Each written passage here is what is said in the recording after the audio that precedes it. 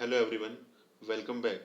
ARO 2021 का exam जो 5 दिसंबर 2021 को होने वाला है, उम्मीद करता हूँ इस एग्ज़ाम की तैयारी आपकी बहुत बढ़िया चल रही होगी।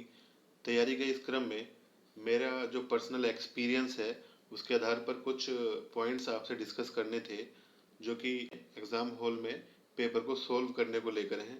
जब आप किसी एग्ज़ाम में 2-4 नंबर से सफल होने से रुक जाते हैं या किसी एग्ज़ाम को क्वालिफाई नहीं कर पाते हैं, तब आप मल्टी डायमेंशनली पढ़ाई के अलावा आपको कुछ छोटी छोटी बातों पर ध्यान देना बेहद आवश्यक हो जाता है। उन बातों में सबसे ज़्यादा ज़रूरी है कि आप एग्ज़ाम हॉल में भी सही अप्रोच को अपनाएं, और कहीं ना कहीं इससे फ़ायदा होता है और आपकी बॉर्डर लाइन क्रॉस होने में बहुत हेल्प मिलती है। सबसे पहले हम लोग बात करते हैं एग्ज़ाम हॉल में आपके कॉन्फिडेंस के बारे में। दिन रात की पढ़ाई करने के बाद जब आप एग्ज़ाम हॉल में प्रवेश करते हैं और अपना प्रश्न पत्र अटैम्प्ट करना शुरू करते हैं, तो आपका जो कॉन्फिडेंस है उसका ग्राफ कुछ इस प्रकार से बनता है। ठीक है, धीरे धीरे ये कॉन्फिडेंस नीचे आना शुरू हो जाता है।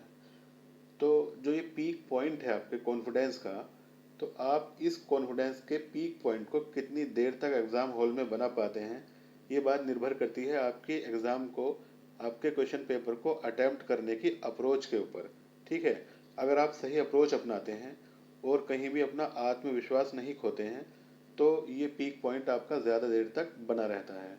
ठीक है, और अगर आप सही अप्रोच नहीं अपनाते हैं, कहीं ना कहीं एग्ज़ाम में फंस जाते हैं, तो ये पीक पॉइंट है ना आपका, तो ये बहुत जल्दी ख़त्म होना शुरू हो जाता है और जल्दी से नीचे आता है और सही आप अटैम्प्ट नहीं कर पाते हैं और आपका एग्ज़ाम ख़राब हो जाता है। जिस तरह से मैंने इस समस्या से छुटकारा पाया था वही आपसे मैं शेयर कर रहा हूँ। उम्मीद करता हूँ इससे आपको फ़ायदा होगा। चलिए स्टार्ट करते हैं। इसमें से सबसे पहला पॉइंट है कठिन प्रश्नों को डील करना, या ये भी कह सकते हैं कि एग्जामिनर की ट्रिक में फंसना। तो कई बार जब आप एग्ज़ाम शुरू करते हैं, अपना पेपर सोल्व करना शुरू करते हैं, तो आप देखेंगे कि शुरुआत में ही कुछ ऐसे कॉन्सेप्चुअल डीप टफ प्रश्न आ जाते हैं और आप उन प्रश्नों को सोल्व करना शुरू कर देते हैं, और उस 2-4 प्रश्नों को सोल्व करने में काफ़ी टाइम निकल जाता है। तो यहाँ पर एग्जामिनर की ट्रिक ट्रिक कामयाब होती है कि आपका समय जाए उसमें और आपका कॉन्फिडेंस लेवल डाउन हो। तो जैसे ही 2-4 इस तरह के प्रश्न आते हैं ना, तो सबसे पहला एक काम करिए आप कि उन प्रश्नों को सोल्व मत कीजिए, उन प्रश्नों में उलझिए मत। एक नज़र देखिए, उनके लेवल का अंदाज़ा लगाइए, और अगर वो आपको नहीं आता है तो उसमें ज़्यादा माथापच्ची करने की आवश्यकता नहीं है। वहाँ से आप उसको गोला करके या अपना मार्क करके कोई भी आगे निकल जाएं, और सबसे पहले उन प्रश्नों को देखें जो आप सोल्व कर सकते हैं। पूरे प्रश्न पत्र में पूरे प्रश्न पत्र से आप गो थ्रू हो जाइए और ये देखिए कि आपसे जो सोल्व होने वाले प्रश्न जो हैं वो कौन से हैं, और सबसे पहले उन्हें आप सोल्व करिए। बीच बीच में आप देखेंगे प्रश्न पत्र में पूरे में कि कई जगह पर आपको कठिन प्रश्नों से सामना करना पड़ेगा, और अगर आप उसमें उलझ गए तो आपका ज़्यादा टाइम पहले ही खर्च हो जाएगा और आप एग्जामिनर की ट्रिक में फंस जाएंगे और आपका आत्मविश्वास जो है वो कम होगा। तो सबसे पहले आप ये करिए कि कठिन प्रश्नों से डील करिए इस तरह से कि उनको उनमें आप उलझे ना। ठीक है, तो पहला पॉइंट हमारा ये हुआ। दूसरा पॉइंट है हमारा क्रॉस मार्किंग। तो जितना ज़्यादा ये ज़रूरी है कि कितने प्रश्नों को आपको सोल्व करना है, उतना ही ज़्यादा ये भी ज़रूरी है कि कितने प्रश्नों को सोल्व नहीं करना है। तो जैसे ही आप अपने प्रश्न पत्र से गो थ्रू होते हैं और इजी प्रश्नों को सोल्व करते हैं, उसके साथ ही आप ऐसे प्रश्नों पर क्रॉस मार्किंग करते चलिए जिन प्रश्नों को आपको सोल्व ही नहीं करना है।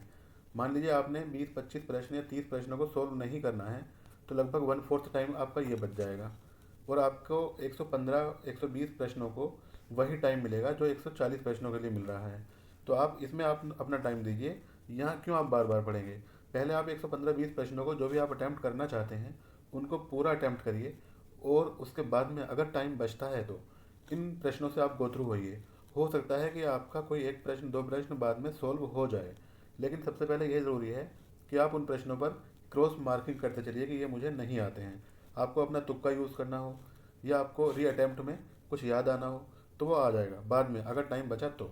ये सब बात की चीज़ है, क्योंकि आपको माइनस मार्किंग से भी बचना है और अपना प्रश्न पत्र ठीक से सोल्व भी करना है। तो क्रॉस मार्किंग बहुत ज़रूरी है। ठीक है, आगे चलते हैं। तीसरा और आखिरी पॉइंट है हमारा OMR शीट फिल करने का सही समय। जेनुअनली बता रहा हूँ मैं आपसे, कितने लोगों को मैंने देखा है कि OMR भरते समय 10-15 प्रश्न लास्ट में छूट गए और उसको OMR को फिल ही नहीं कर पाए, और प्रश्न पत्र उनका OMR शीट ले ली गई और उनका पूरा पेपर, पूरी मेहनत ख़राब हो गई, पूरा पेपर ख़राब हो गया। और इस तरह का समस्या का सामना उनको करना पड़ा, ठीक है। तो इससे उभरने के लिए हम सबसे पहले ये करते हैं कि जैसे ही आप फर्स्ट टाइम में अपने प्रश्न पत्र से गो थ्रू हो रहे होते हैं, तो आप तकरीबन 30 से 40 या 50-60 जो भी प्रश्न सोल्व करते हैं फर्स्ट गो थ्रू होने के टाइम में, ठीक है, तो उनको आप पहले फिलअप कर लीजिए प्रश्न पत्र को सोल्व करने के बीच में ही। चाहे आपका 1 घंटा निकला हो या पौना घंटा निकला हो, उससे कोई मतलब नहीं। पहले आप जो सबसे पहले प्रश्न सोल्व करते हैं ना पूरे पेपर में से, तो उन प्रश्नों के आंसर्स को आप पहले ओएमआर में फिल कर लीजिए।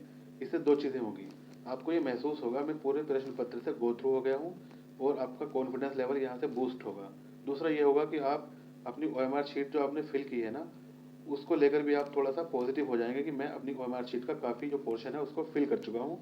इससे भी आपका कॉन्फिडेंस लेवल बढ़ेगा। मुझे उम्मीद है कि आपको ज़रूर फ़ायदा मिलेगा, और जो बॉर्डर लाइन पर 3-4 नंबर से रह जाते हैं ना आप, तो ज़रूर से ज़रूर इस लाइन को आप क्रॉस करेंगे और आप मेंस लिख रहे होंगे। ऐसी उम्मीद करता हूँ मैं, ठीक है। मिलते हैं अगली वीडियो में। All the best, good bye.